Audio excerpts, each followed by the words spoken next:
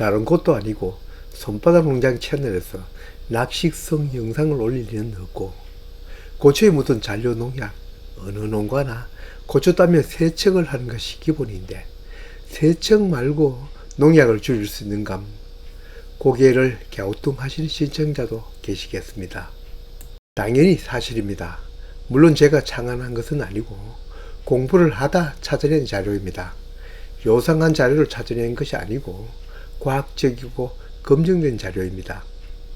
결론부터 얘기하면 이산화염소수가 바로 그 해결책입니다. 이산화염소수는 생소 한 분도 있을 것입니다. 우리가 먹는 식수에 있는 여러 세균이나 중금속을 처리하는, 즉 수처리제입니다. 얼마 전 이산화염소수를 소개하는 아래와 같은 영상을 올렸습니다. 거기에서도 이산화염소수의 특성과 그 효과, 사용 범위를 소개하였습니다. 여기서 잠깐 정리하면 이산화염소수는 락스나 과산화수소수처럼 불안정하게 만들어진 물질이므로 쉽게 다른 물질로 변하는 산화력이 크고, 그 산화력으로 곰팡이, 세균, 바이러스, 못 잡는 균 없이 잡아내는 살균력이 있습니다. 이들은 세포벽을 파괴합니다.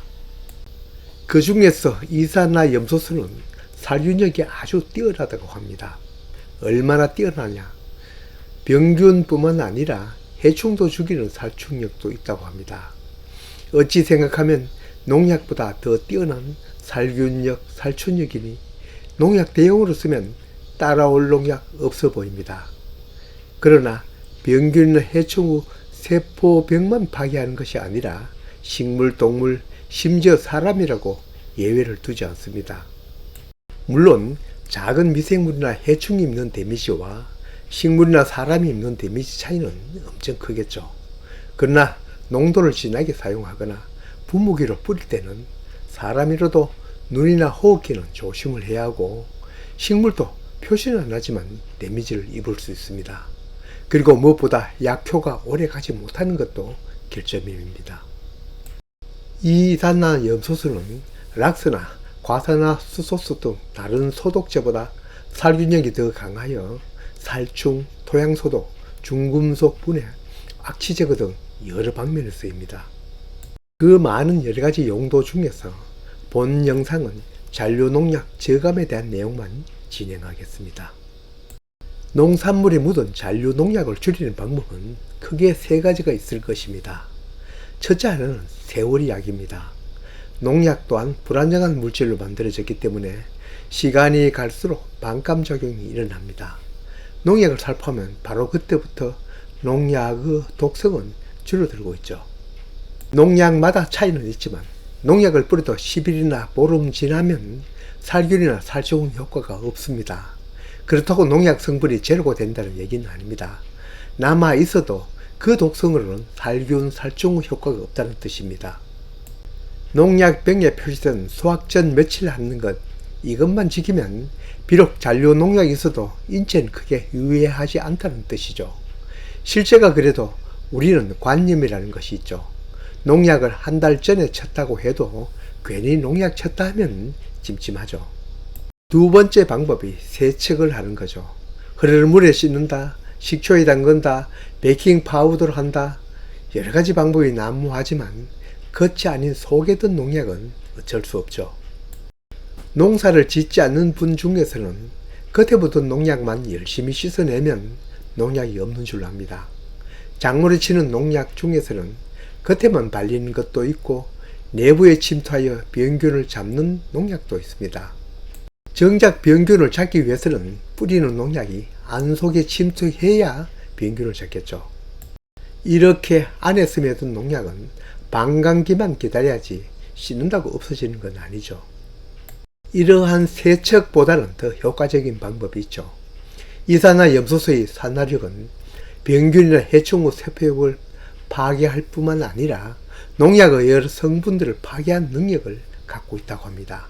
바로 잔류 농약을 절감 또는 제거하는 거죠. 여기에 대해서는 많은 연구 논문도 나와 있고 사례도 있습니다. 어떤 자료는 인위적으로 특정 농약에 일부러 담갔다가 이산화염소수를 처리하면 그 처리 방법에 따라 어떤 경우는 87%, 어떤 경우는 79% 나름의 제거 효과를 보았다는 자료도 있습니다. 어떤 자료는 이산화염소수 100ppm 농도로 10분간 침저했을 때 클로리포스 농약은 87% 저감 효과가 있었다고 합니다. 이 농약 유기인산계 살충제로 지금은 사용하지 않죠. 100ppm이란 퍼센트를 100분율이라면 ppm은 100만 분의 1입니다. 100ppm은 전액 용액의 1만 분의 1 농도입니다. 다른 물질로 치면 물기 짝이 없으나 이 이산화염소는 작게는 5ppm, 때로는 10ppm이나 20ppm씩 사용하니 이에 비하면 묽다고 할 수 없습니다. 시중에 파는 이산화염소수 농도가 바로 100ppm이니 이걸 그대로 부은 셈입니다. 그 외 다른 농약의 잔류 농도 저감 실험도 하였는데 약간의 차이는 있지만 비슷한 효과를 얻었다고 합니다. 여러 자료들을 종합하면 당연히 이산화염소수 농도는 진할수록 처리하는 시간은 길수록 저감 효과는 높은데 문제는 그 농산물도 데미지를 입을 수 있다는 점입니다. 이산화염소수를 이용한 농약 저감에 대한 공부는 이 정도로 하고 오늘 수확한 우리 고추를 이산화염소수로 저감해 보려고 합니다. 아쉬운 점은 앞의 자료와는 달리 얼마나 저감되었는지는 검증할 수 없다는 점입니다. 지금까지 나온 여러 실험 자료를 기준으로 하여 우리 고추도 대략 어느 정도 저감되었거니 하면 되지만 혹시나 방법이 있는지 우리 지역 농산물 품질관리원에 전화를 걸었죠. 거기도 하긴 하는데 품목과 대상이 정해져 있다고 하네요. 혹시 사설기관을 알려달라고 하니 아래 표를 보내주는데 수수료가 장난이 아니네요. 앞의 말처럼 그냥 그 자료만큼 잔류 농약이 이산화염소수 처리로 많이 줄어들었겠거니 하는 수밖에 없습니다.